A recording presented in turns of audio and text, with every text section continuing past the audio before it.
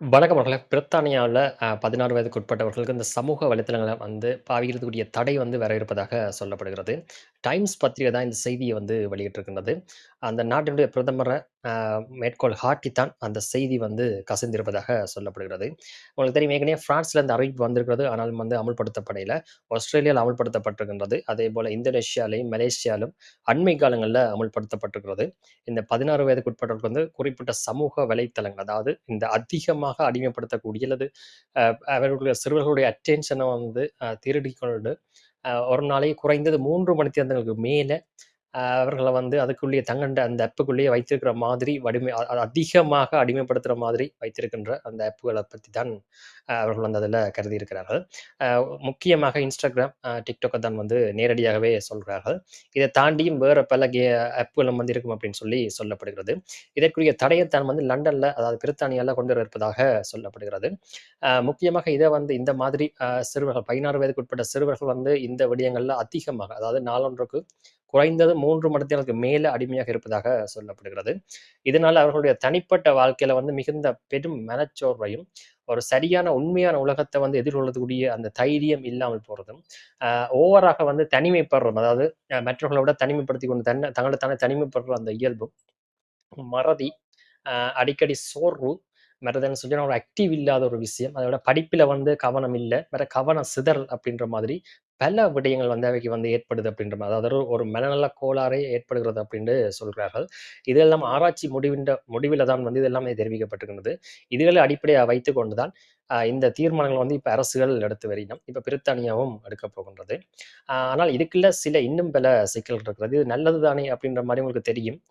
ஆனால் இதுக்குள்ள வந்து என்னன்னு சொல்லி சொன்னால், இன்னொரு தரப்புல வந்து அதாவது விஞ்ஞான ஆய்வுகள் என்ன சொல்றாங்கன்னு சொல்லி சொன்னா, இந்த மாதிரி தடுக்கிறது, அதாவது இந்த 16 வயதுல இந்த விஷயங்கள வந்து தடுக்கிறது அப்படின்றது வந்து, அது இன்னும் எதிர்மறையான விளைவுகள அவர்கள் ஏற்படுத்தும் அப்படின்ற மாதிரி சொல்றார்கள். அதுல முக்கியமான எதிர்மறை விளைவு அதாவது என்ன, 16 வயசுக்கு உட்பட்டவர்கள் வந்து அவர்கள் விரும்பி செய்யற சில விடயங்கள வந்து இனி செய்யக்கூடாது என்று தடுக்கைக்க, அது வந்து அவருடைய மனப்போக்க வந்து இன்னும் எதிர்மறையாக மாத்துறதுக்குரிய வாய்ப்புகள் இருப்பதாக சொல்லப்படுகிறது. இது எல்லாருக்கும் பொருந்தாட்டிலும், குறிப்பிடத்தக்கவர்கள் வந்து இந்த வேலை இந்த அப்படி ஒரு முடிவு எடுப்பார்கள் அப்படின்னு சொல்லி சொல்லப்படுகிறது.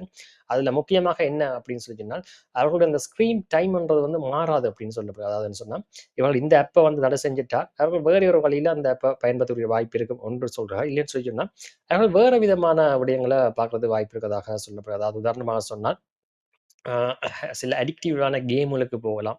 இல்லன்னு சொல்லி சொன்னா என்ன, வேற விதமான சில வேலைகளை அவர்கள் பார்க்கலாம்.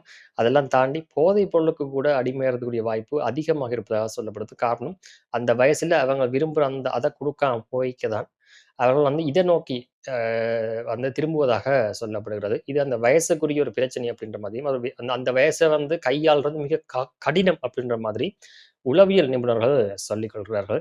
அப்ப இதுல ஒரு பெரிய சிக்கல் இருக்கு அப்படின்றது தான் உண்மை.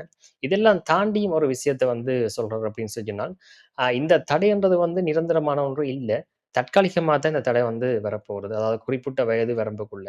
அப்ப அப்படி குறிப்பிட்ட வயது வரம்புக்குள்ள அந்த தடைய வச்சிருந்துட்டு திடீர்னு விடைக்கையும், அவர்கள் வந்து அதாவது என்ன அதுவரைக்கும் சரியாக இருந்தவர்கள் கூட, அதுக்கு பிறகு வந்து அதுக்குள்ள அதிகமாக அடிமைப்படுத்தக்கூடிய வாய்ப்பு இருப்பதாகவும் சொல்லப்படுகிறது.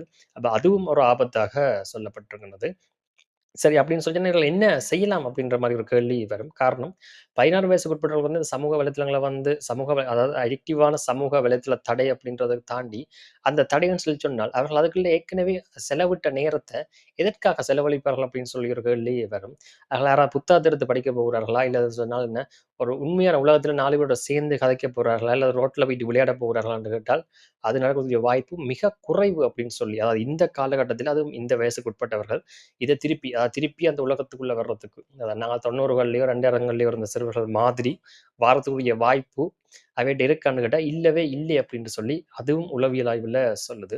அப்படி இல்லைன்னு சொல்லி சொன்னால், அந்த ச அந்த அந்த இந்த விஷயங்கள செய்றதால வந்து எந்த ஒரு விஷயமுமே வந்து நல்லது நடக்கக்கூடிய வாய்ப்பே இல்லே அப்படின்றதான ஒரு முடிவுக்கு வர வேண்டியே இருக்கிறது. உண்மைய சொன்னா துரதிர்ஷ்டம். அப்ப அரசாங்கமே இந்த தடை அப்படின்னு சொல்லி சொல்லுதுன்றது, அரசாங்கத்துக்கே உண்மையில தெரியல இருந்தான் வந்து எடுத்துக்கொள்ளணும் அந்த முடிவ. எங்களுக்கு மேலோட்டமாக இது எல்லாமே நல்லது அப்படின்ற மாரி தெரிஞ்சா கூட, இதுகள்ல பலத்த சிக்கல்கள் இருக்கிறது. இதெல்லாம் தாண்டி ஒரு விஷயம் என்னன்னு சொல்லி சொன்னா, அ உலகத்தில முன்னணி பணக்காரர் எலான் மஸ்க் போன்ற ஒரு விஷயத்த சொல்லியிருந்தார்.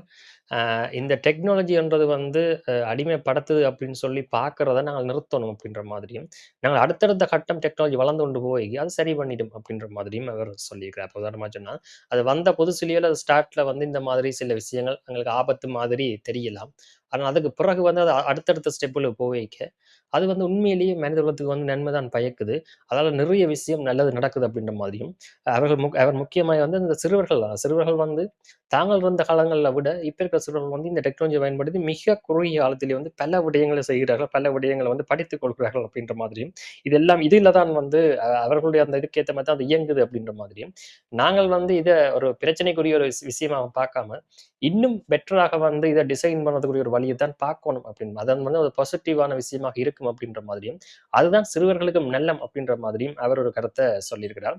இந்த கருத்து எங்கள நாங்கள் அந்த கருத்தோட உடன்படுறோம் அப்படின்னு தான் சொல்லிக் கொள்ளணும். காரணம், உண்மையில வந்து சிஸ்டம் முழுசா மாத்தணும்னு சொன்னா எந்த ஒரு அரசாங்கமும் மாத்தப் போறதே இல்ல.